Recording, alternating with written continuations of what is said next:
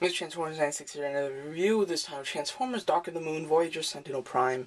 So here you go. So first of all, I was very much so debating whether to get this or not. Before the Transformers toy line came out, I was thinking, oh, maybe I just get this and just skip the leader.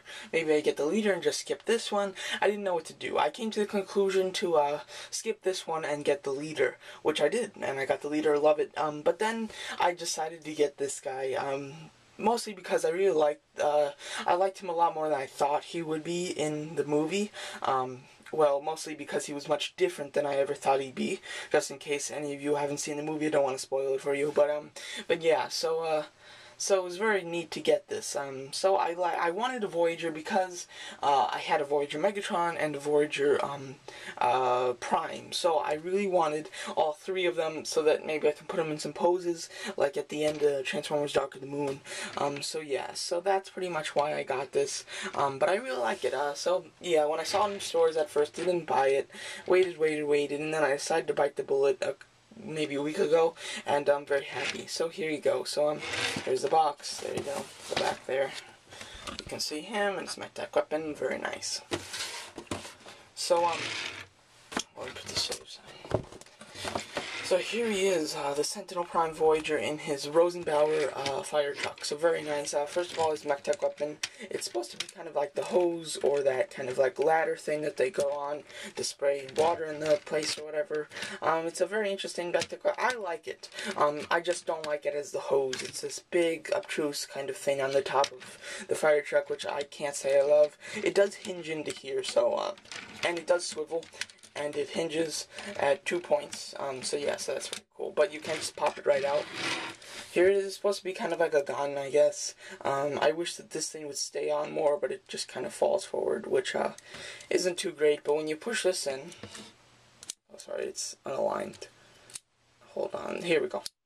When you push it in, it turns into this big ass cannon. So yeah, but it's a cool cannon. I like the way that it transforms. I think it was a neat idea. You can lock it in place, and it kind of looks like the gun that he has in the movie.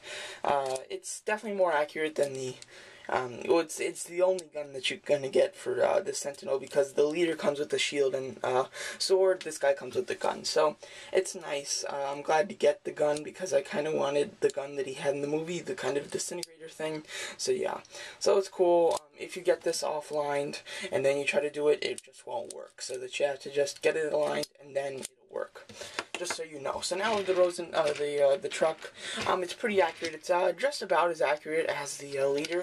Only difference is the size, obviously, and the hose. The hose on the leader is much more accurate. So yeah, that's about the only difference. The only thing I don't like about it is that there's a line through this the Autobot symbol. When I saw FX Franz's review of this, I saw that line there, and I was like, oh, that looks horrible. I wonder if it's just his or if it's everybody's. And then I saw it on both sides of his, and then I kind of realized, oh, it's probably everybody's. So when I got mine and had the lines, I was really disappointed, because those lines just really are not good. So yeah, but the fire truck's great. Rolls very nice, so you can see the bottom here, and it's good. So transformation, not too difficult, not too simple. It's pretty even. So let's get started. So first of all, just rotate the whatever you want to call this, the gates down. I don't know what you want to call it. And then there you go. Just pop that in.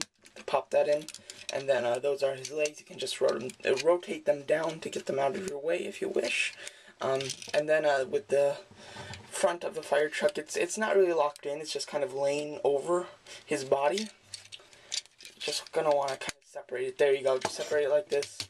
Pop these out and rotate them up. And then rotate these back. They don't really lock in, they just kind of stay there. Well, actually they do lock in. There's a big peg. It's not necessary, but it does it, so that's nice. Just fold in this for now, and then fold in that.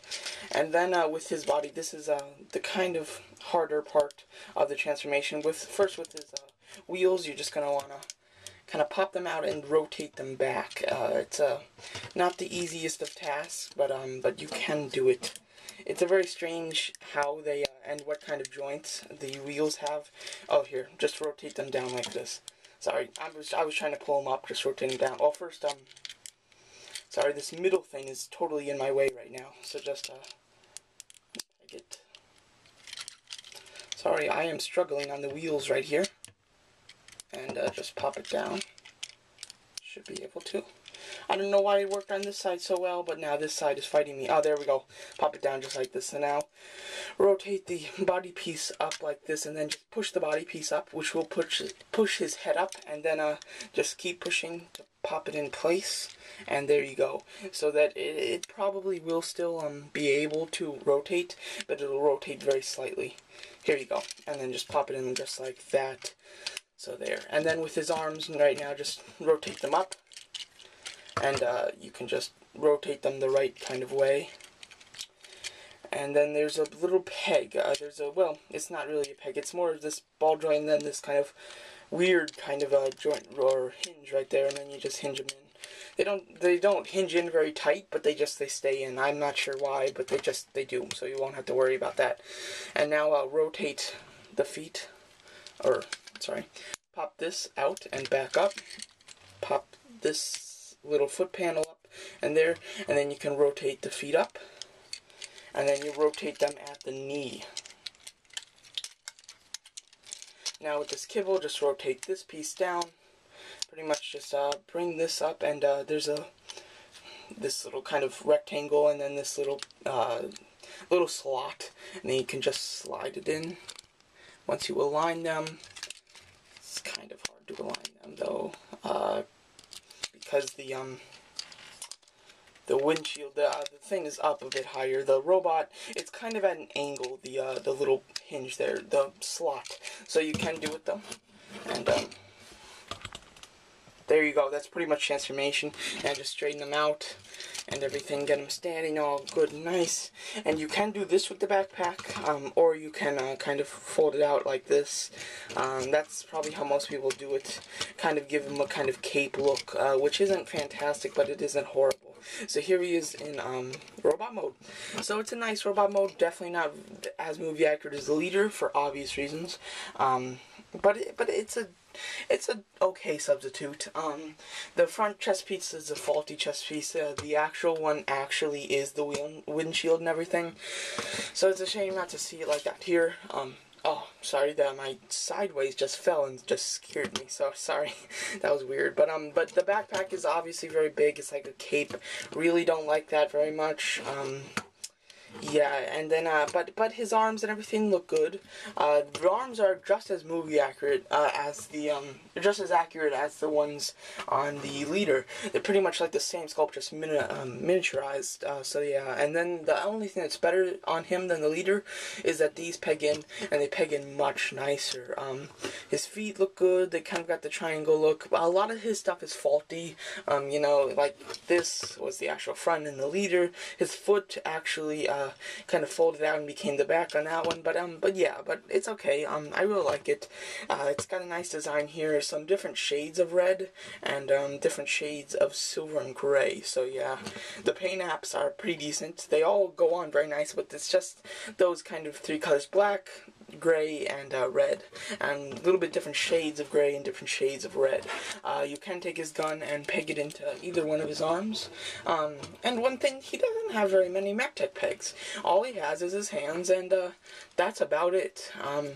That's really all that you can attach it to this back here. But yeah, he's only got MechTech pegs in his hands, which is a shame. But you can.